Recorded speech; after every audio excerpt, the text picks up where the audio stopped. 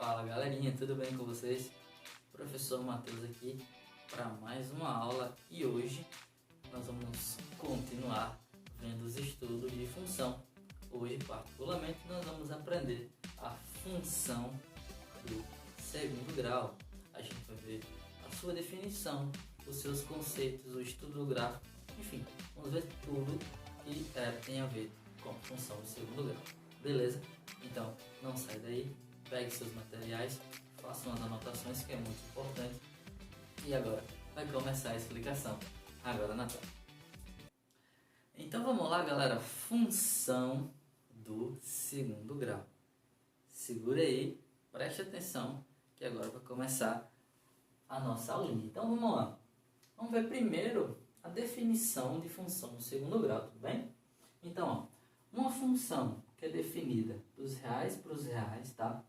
Domínio real contra domínio real, será chamada de função do segundo grau ou função quadrática quando existirem três números a, b e c que pertencem ao conjunto dos números reais e o a ele necessariamente tem que ser diferente de zero, tais que eles se comportem dessa forma aqui, ó.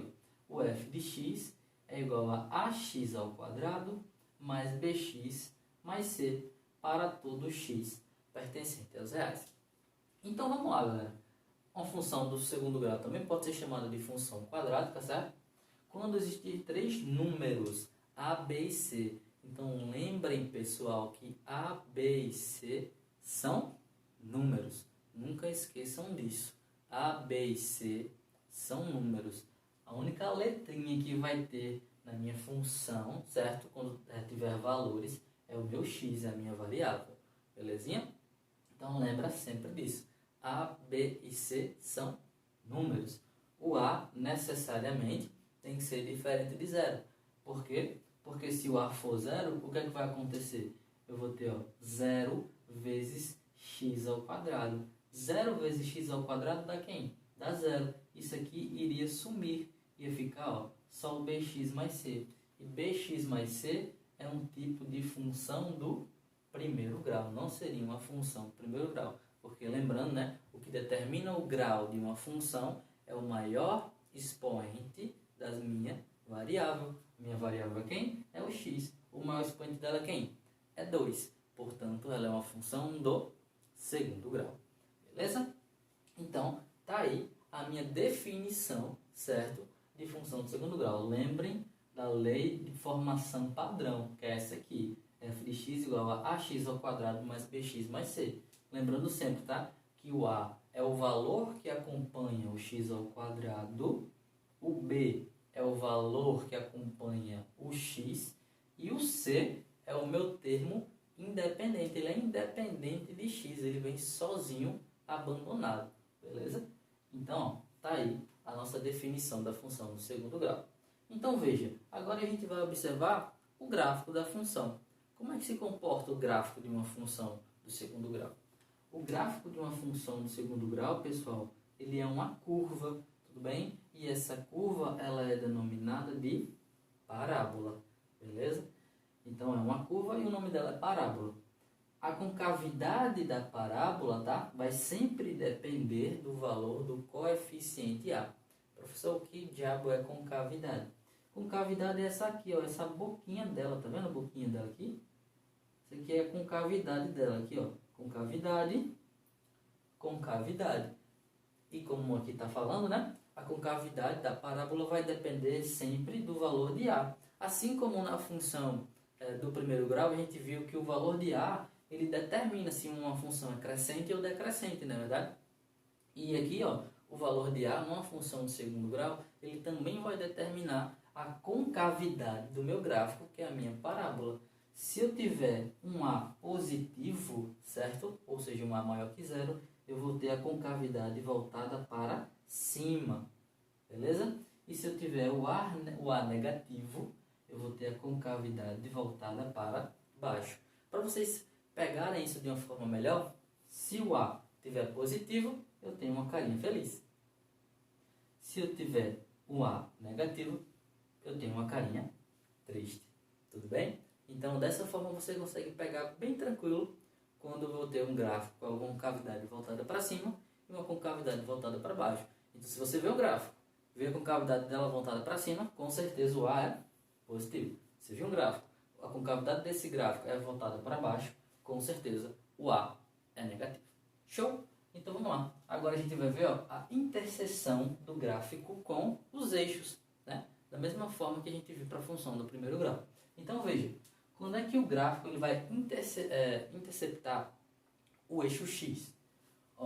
O gráfico de uma função, não necessariamente dessa função, mas praticamente todas, tá, pessoal? O gráfico de uma função ele intercepta o eixo de x quando a imagem f de x é 0. Da mesma forma que aconteceu na função do primeiro grau, tá? Então, o gráfico ele vai interceptar x, o eixo de x, quando o f de x for igual a 0. A imagem f de x é igual a 0. Então, veja o que acontece aqui, Eu tenho a minha lei de formação padrão, né? De uma função de segundo grau, f de x igual a ax² mais bx mais c.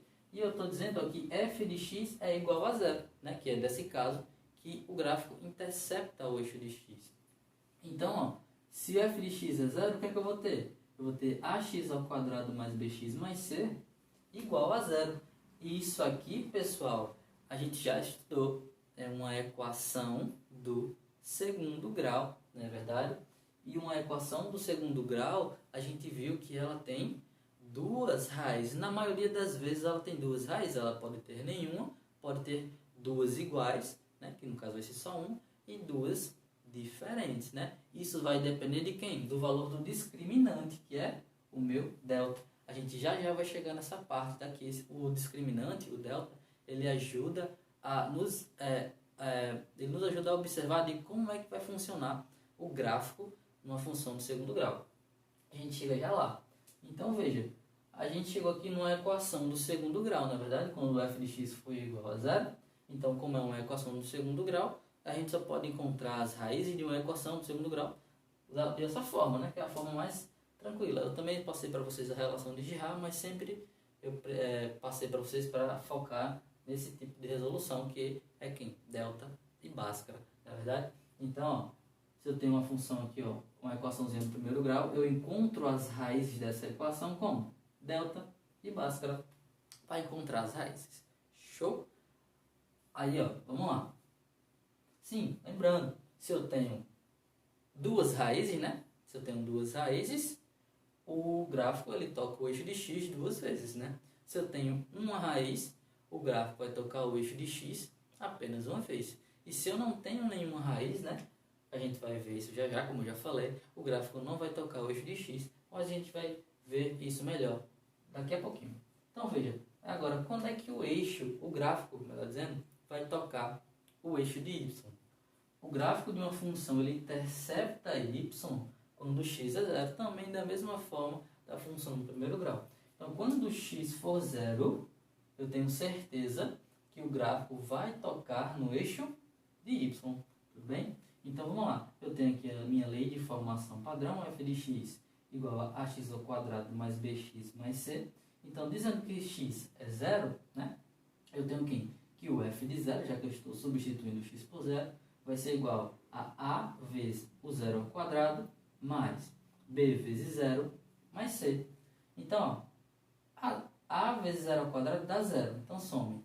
B vezes 0 também dá 0, então some. Então, o que é que eu tenho? Que o f de 0 é igual a quem? É igual a c. Então, o que isso conclui para mim? Que o gráfico de uma função do segundo grau, ele vai tocar o eixo de y exatamente aonde? No valor de c. A gente viu na função do primeiro grau que ele toca exatamente no valor de b, né?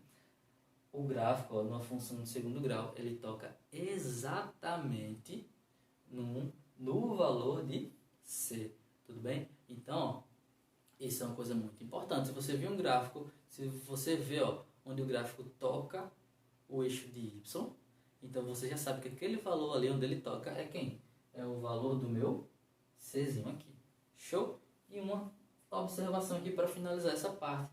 É a seguinte, se o b for maior que 0, o que é que acontece? A curva, né, que é o meu gráfico, ele passa pelo eixo de y de forma ascendente, ou seja, crescendo. Sempre que o B for positivo, o gráfico passa por Y crescendo. Se eu tenho um B negativo, o gráfico passa pelo eixo de Y descendente, ou seja, decrescendo. Tá? Se eu tenho um B negativo, o gráfico toca o eixo de Y decrescendo. A gente vê que o gráfico, né, ele pode crescer e pode decrescer. Então, o B, né, o valor de B da minha função, ele também traz essa informação para a gente valiosa do gráfico. Então, o que é que eu posso concluir daqui, pessoal? Que os valores de A, de B e de C, sem saber valor nenhum, só se sabendo se eles são positivos ou negativos, eu consigo concluir, mais ou menos, ter uma ideia de como vai se comportar o gráfico da minha função, né? Se o A for positivo, ela com cavidade para cima. Se o A for negativo, com cavidade voltada para baixo. O gráfico, ele toca em X e Y exatamente no valor de C, não é verdade? E quando o B for positivo, ele passa por Y crescente. E quando o B for negativo, ele passa por Y decrescente. Então A, B e C já dá esses comportamentos bem interessantes aí pra gente sobre o gráfico da minha função de segundo grau. Beleza? Eu espero que não tenha ficado nenhuma dúvida. Agora a gente vai ver como é que vai se comportar a existência das raízes numa função de segundo grau. Agora, na sua tela. Então, galerinha, vamos lá? Agora a gente vai ver a existência das raízes de uma função do segundo grau. Então, veja, o que é que eu sei? Que quando eu estou trabalhando lá, a gente viu, né, que quando eu tenho o f de x igual a zero, eu vou ter uma equação do segundo grau. E uma equação do segundo grau, a gente resolve, ou seja, encontra as raízes por delta e por Bhaskara, tá? E a existência de uma raiz, das raízes da função do segundo grau, ela está associada a quem? Ao valor de delta, não é verdade? Porque assim como na equação do segundo grau, o delta ele determina se aquela equação tem ou não raiz real. Então veja, quando eu tiver um delta positivo, ou seja, maior que zero, o que é que vai acontecer? Uma equação de segundo grau, minha função de segundo grau, ela vai ter duas raízes reais distintas, diferentes. Então o que é que vai acontecer? O gráfico ela vai se comportar dessa forma aqui. Tá? Se o A for positivo, a concavidade é voltada para cima, carinha feliz, na verdade, ele vai tocar duas vezes em dois pontos o eixo de x. Lembrando, né, que ele toca exatamente nas minhas raízes, tudo bem? E se o A for negativo, né, com cavidade voltada para baixo, mas da mesma forma, o gráfico ele vai tocar duas vezes no eixo de x, tá? Exatamente nos valores das minhas raízes, tudo bem? Então, quando eu tenho um delta positivo, o gráfico da minha função vai se comportar mais ou menos aqui dessa forma. Show? Se eu tenho um delta igual a zero, pessoal, um delta igual a zero significa o quê? Que eu tenho duas raízes reais iguais para uma equação para uma função de segundo grau, tá? Então, ou seja, eu tenho duas raízes que têm o mesmo valor, ou seja, seria praticamente uma raiz só, não é verdade? Já que elas têm o mesmo valor. Então, como é que vai se comportar o gráfico de uma função do segundo grau quando o delta for igual a zero? Quando A é positivo, né, com cavidade voltada para cima, o meu gráfico vai tocar apenas em um ponto do meu eixo de x, né, que é exatamente na minha raiz. Né? Lembrando que se eu tenho duas raízes iguais, é como se fosse uma raiz só, não é verdade? E se o A for negativo, né, a concavidade é voltada para baixo, carinha triste, né? E ela também só vai tocar em um ponto, né, no meu eixo de x, que é exatamente no valor da minha raiz, tudo bem? E quando eu tenho um delta negativo, pessoal, significa o quê? Que eu não tenho raiz real. Não existe nenhum valor de x real para que satisfaça aquela função, aquela equação. Então, como é que o gráfico se comporta quando eu tenho o delta menor que zero? Ou seja, se eu não tenho nenhuma raiz real, né, então eu não tenho nenhum valor de x que satisfaça a minha função, o meu gráfico. Ou seja, o meu gráfico ele não toca em x. Então, esse aqui é um exemplo de uma função, né, do segundo grau, do gráfico de uma função do segundo grau, quando eu não tenho raiz real. Ó. Veja que o gráfico nem toca no eixo de x, tudo bem? Isso aqui, ó, lembrando que ele está com a concavidade voltada para cima porque o A é positivo. Com o A negativo, ó, eu tenho a concavidade voltada para baixo, né? E ele também, ó, não vai tocar o meu eixo de x porque, lembrando, né, eu não tenho nenhuma raiz real que satisfaça a minha função. Beleza, galera? Eu espero que não tenha ficado nenhuma dúvida. Se você gostou, dá o like, comenta que assistiu, tudo bem? A lista de exercício sobre esse conteúdo já está no plural. Também está aqui na descrição para você fazer o download. Deixa eu ver. Amanhã tem aula de exercício, sexta tem aula online. E essa foi a função a aula de função do segundo grau, parte 1, tá? Tem a parte 2 ainda que a gente tem que terminar. O conteúdinho falando do vértice, enfim. Algumas coisas que a gente vai ver na próxima aula. Beleza? Um beijo do tio. Até a próxima aula. Eu